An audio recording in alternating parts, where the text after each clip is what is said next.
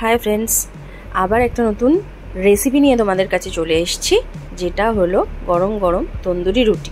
হ্যাঁ, তন্দুরি রুটিও বাড়িতে বানানো যেতে পারে যদি চেষ্টা করা যায়, অবশ্যই বানানো যেতে পারে এবং পারফেক্ট দোকানের মতো তন্দুরি রুটি হতে পারে। প্রথমে ময়দাটাকে ভালো করে নরম করে মেখে নিয়ে এরকমভাবে রুটির শেপে বেলে নিতে হবে এবং অবশ্যই তন্দুরি রুটি রুটির শেপেই হয়।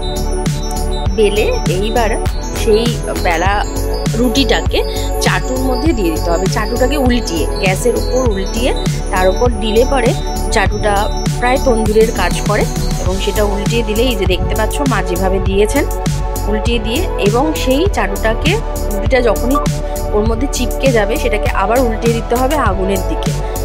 এই যে দেখতে পাচ্ছ আগুনের দিকে উল্টানোর পরেই একদম পারফেক্ট তন্দুরি রুটি তৈরি হয়ে গেছে এবং মানে দেখে পারফেক্ট হয়তো তোমাদের লাগছে, খেতেও একদমই পারফেক্টই ছিল।